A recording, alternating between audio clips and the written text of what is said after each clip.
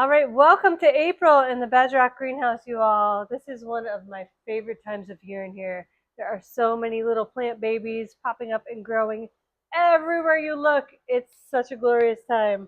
But what we're going to talk about today is if you did start your own seeds indoors, now is probably the time for a lot of them to move into bigger pots.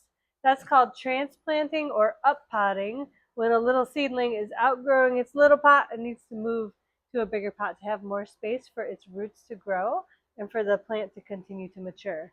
So if you check out these tomato plants, these are Roma tomatoes. Whenever a seed sprouts, the first two leaves are called cotyledons or seed leaves. These are the very first leaves to emerge on a plant. And they are really just, their role is to photosynthesize, so turn the sunshine into sugar and energy to send it back down to the plant so that it can continue to grow and create more stems, more leaves, more of itself. So if you look at the seed leaves, the cotyledons these are Roma tomatoes, you can see the first leaves look really, really different than the leaves that come next. So the cotyledons or seed leaves are, once they're done with their job, they will fall off and they'll be done. These leaves that come next are called the true leaves. So once you get to the point when your plant has at least two solid true leaves, that is the point when it is ready to move into a bigger pot if the plant is ready for it. Another way that you can tell if a plant is ready is by looking at the roots. So instead of pulling on the plant to transplant them or uppot them, we squeeze on the pot to loosen it up so that you aren't accidentally ripping the stem or the leaves of the little baby seedling. So when you pull it out, you can see here are the new little roots growing. Look how happy and beautiful they are. But when a plant has been in a pot that's a little bit too small for it, the roots will start circling around the soil ball, and you'll end up with basically sort of a pot made of really condensed roots that are all clumped around the outside of the pot. So you don't want to have plants that are growing like that. That's called being root bound when a plant gets like that, and it really affects the growth. And even when you break up those roots, if it's root bound enough, it's going to affect the growth of the plant for the rest of its life. So make sure you get them moved into a bigger pot before they get root bound, and it will literally look like white strings like wrapping around the soil. The roots just, they go around because they have no place else to go. So let's walk around the greenhouse really quick and check out what some of the other plants look like when they're ready to up pot. So here's some more tomatoes. You can see those seed leaves, those two longer ones, and the true leaves. So these would be ready to go.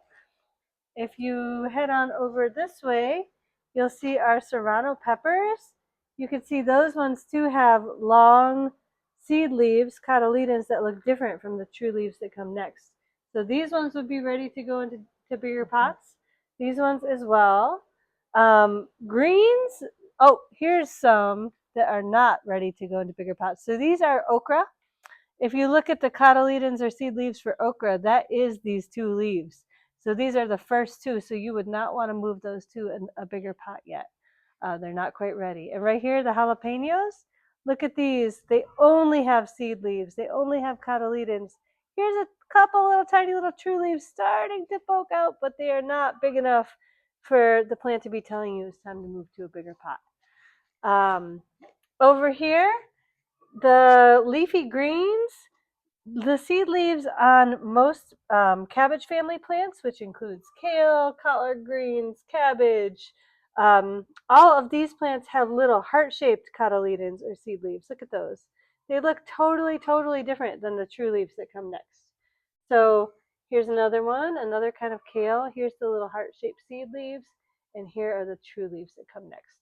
So if you can wait till 2 to 4 true leaves are emerged, you're gonna that's the plant's way of telling you it's time for a bigger home.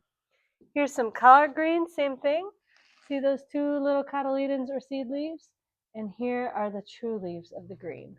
So I'm going to also see, these ones look far enough along, I wonder if we might be able to see what root bound looks like a little bit. See how those roots are starting to wrap around? Also, they look kind of furry.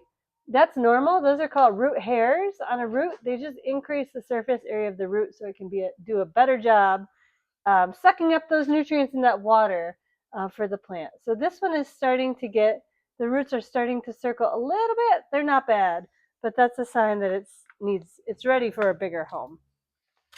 So yeah, so we have all these beautiful plant babies. We have sage, we have tomatoes everywhere, we have peppers everywhere, we have herbs, we have so much going on in this greenhouse. It's really, really fun time of year.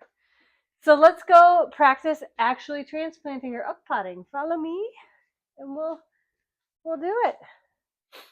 Also, around middle of April is when you can start putting the very first crops outside in the outside garden. So we'll be talking about that soon too.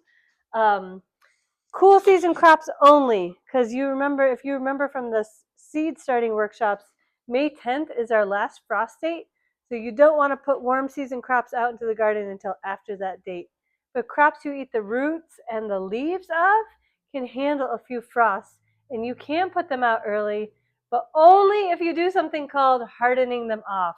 And that means putting the little plant babies outside for a few hours at first, then a day, keeping them outside during those daytime hours as long as it's not below freezing to get used to the sun, to get used to the wind before putting them in the garden, or they are going to have some serious shock.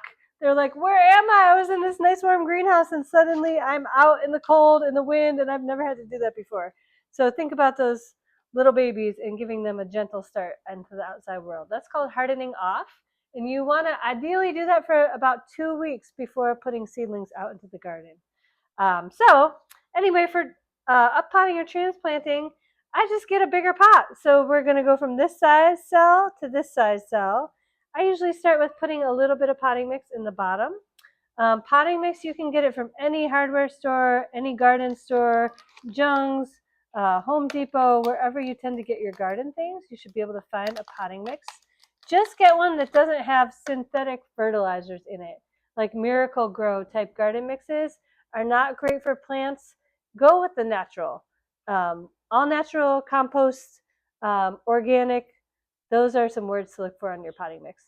So once you pull your plant out of its little pot, you can loosen those roots just a touch to kind of help them to stop trying to circle. And then put them in the pots here so they have plenty of room around them. And then you're going to kind of hold that plant in the middle of the pot. And you don't want to pack the soil down. You want to leave it nice and loose and fluffy so that those new little roots have an easy time growing through the soil. And so the water has an easy time percolating on through to the bottom. So this right here is a beautifully up-potted tomato. And now that it's in its new pot, I swear you will go home and come back the next day and it will be like 3 inches taller because they get so happy when you put them in a new home with a little more space. So we're going to start going through all our tomatoes and peppers and greens and up-potting them starting this week. So if you're growing your own plants in your own home, look for those seed leaves. Make sure there's at least 2, maybe even 4 true leaves. Check the roots and then move them gently into a happy home with some nice loose potting soil and keep them watered. They will be out in the garden before you know it. Thanks for tuning in and we will see you all next time.